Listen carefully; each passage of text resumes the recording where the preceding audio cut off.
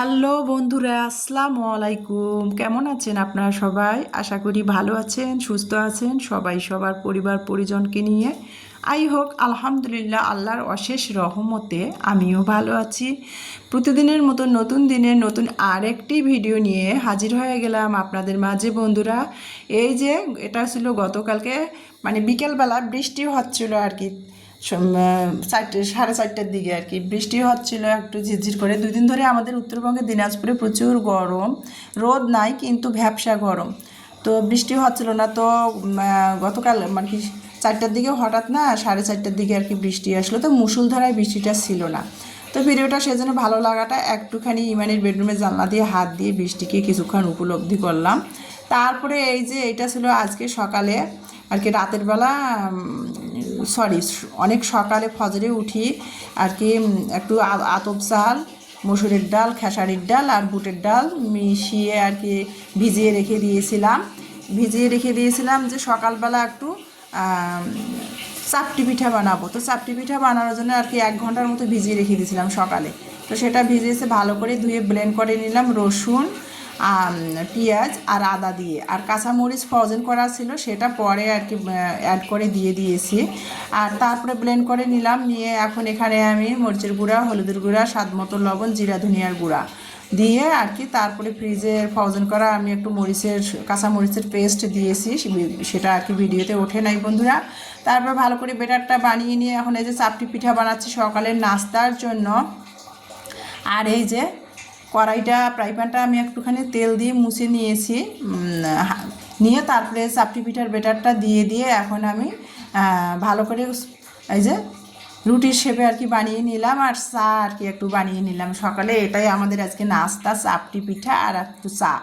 আর এই চাপটি পিঠার সাথে না গরুর মাংস বা ভর্তা খুবই মজা লাগে। তো আমার মেয়েরা নাকি খাবে না কোনো কিছুই, সেজন্য আর কি এমনি খাবে।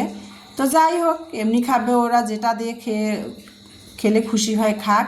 তারপরে বন্ধুরা সকালে তো চাপটি পিঠা চা নাস্তা খাওয়া হলো। তারপরে কিন্তু এখন কিন্তু অফ ক্যামেরাতে কিন্তু আমি বাসার অন্য কাজগুলো গুছিয়ে নিয়েছি। আর ইদানিং না আমার ভিডিওতে আমার ডেলি লাইফে সারাদিনে কি করি না করি খুঁটিনাটি সেটা ক্যামেরাবন্দি করে রাখি। যখন ভিডিও এডিট করে ভয়েস ওভার দিই তখন না ভিডিওগুলো কেন জানি আমার আটকে আটকে আসে, বুঝি না। সেজন্য অনেক ভিডিও আমার মানে কাটতে হয় আর কি, কেটে আর কি তারপরে আর কি ভিডিও নিতে হয়। তো বুঝতেছি না কী কারণে এটা হচ্ছে। ভিডিও করি, ভিডিও চেক করি, সব ঠিক থাকে, যখন এডিট করে আর কি ভয়েস ওভার করি তখন না ভিডিও আটকে আটকে আসে এডিটে। এটা কী কারণে হয় বন্ধুরা, জানা থাকলে আপনাদের আমাকে প্লিজ কমেন্টে জানাবেন। তো ভিডিও করার পর চেক করে যখন ভিডিওটা এডিট করি সব ঠিক থাকে, যখন ভয়েস দিব না তখন না ভিডিও আটকে আটকে আসে, ভিডিও মানে আটকে যায় আর কি। তো সেই জন্য ভিডিওগুলো না আমার অনেকগুলো কাটার লাগে আর কি, কেটে তারপরে নতুন করে আবার ভিডিওতে ভয়েস ওভার করি। তো এই যে তারপরে কিন্তু দেখেন সেই জন্য আর কি আমার ভিডিওগুলো ইদানিং না A to Z আমার ডেলি লাইফের ভিডিওগুলো আপনাদের সাথে শেয়ার করাই হয় না। ভিডিও নেই ঠিকই, এডিট করতে গেলে ভিডিও আসে না। তো যাই হোক বন্ধুরা, এই যে তারপরে কিন্তু যতখানি পেরেছি আপনাদের মাঝে আমার ডেলি লাইফের ভিডিও শেয়ার করার জন্য ততখানি আর কি আমি এডিট করে আপনাদের মাঝে শেয়ার করলাম বন্ধুরা। তো এই যে পেয়ারা মাখা, তারপরে কি 11টা বাজে একটু পেয়ারা মাখা খেয়ে নিলাম, ইমানি পেয়ারা মাখালো। তো পেয়ারাটা কী দিয়ে মাখিয়ে নিয়েছি সেটা তো আপনারা দেখেছেন, চিলি ফ্লেক্স, লবণ, বিট লবণ, সরিষার তেল আর সরিষা পাউডার। যেহেতু কাসুন্দি নাই, আমি হাতেই আর কি কাসুন্দির বিকল্পে সরিষা পাউডার বানিয়ে রেখে দিয়েছি। সরিষা পাউডার আর সরিষার তেল দিলে কাসুন্দির মতোই লাগে, যে কোনো পেয়ারা মাখা, আমড়া মাখা। তো যাই হোক সেটা দিয়ে আর কি খেয়ে নিলাম। আর তারপরে আর কি মানে গতকালকে যে আমি আখ নিয়ে আসছিলাম মেয়েদের জন্য, মেয়েরা না কেটে না দিলে, ছিলে ঠুমা ঠুমা করে কেটে না দিলে তো আমার মেয়েরা খেতেই পারে না আখ। দাঁত দিয়ে ছিলে যে দেখা যায় যে আমরা ছোটোবেলায় খেয়েছি, আমার মেয়েরা কিন্তু ওভাবে খেতে জানে না। ছুরি দিয়ে কেটে ঠুমা ঠুমা করে কেটে দিলে বাটিতে করে তবেই খায়। তো সেটা মেয়েদের করে দিলাম। তারপরে একটু আদা রসুন ছিলে নিলাম, ব্লেন্ড করবো, আদা রসুন পেস্ট শেষ হয়ে গেছে, সেটা করে নিয়েছি অফ ক্যামেরাতে বন্ধুরা করে। তারপরে কিন্তু এই যে এখন আমি কলার, আজকে দুপুরে ভাবলাম যে কলার ওই তো বলি যে আমার মেয়েরা কিন্তু কলা রান্না করলে কলার সবজি বা তরকারি খেতে চায় না, কলা যদি বড়া বানিয়ে দেওয়া হয় মানে কাবাবের মতো তাহলে পছন্দ করে। তো সেটাই করতেছিলাম, কলায় আলুয়ে কাঁচা কলায় আলুয়ে সিদ্ধ করে নিলাম একটুখানি হলুদ দিয়ে, না হলে না কলা সিদ্ধ করলে কালো কালো আসে আর কলাতে তো কাঁচা কলাতে প্রচুর আয়রন। তো হলুদ দিয়ে সিদ্ধ করে নিয়ে কলাটা ছিলে নিলাম, আলুগুলো ছিলে নিলাম, নিয়ে পেঁয়াজ কুচি মরিচ কুচি দিয়ে কলাটা আর কি, তারপরে কিন্তু একটুখানি টেস্টিং সল্ট, লবণ, হলুদ, মরিচের গুঁড়া দিয়ে কলার ভর্তাটা আমি বানিয়ে নিয়ে একটা ডিম ফেটে ডিমের মধ্যে চুবিয়ে চুবিয়ে সাবি কাবাবের মতো করে আমি এই যে কলা চপটা বানিয়ে নিচ্ছিলাম।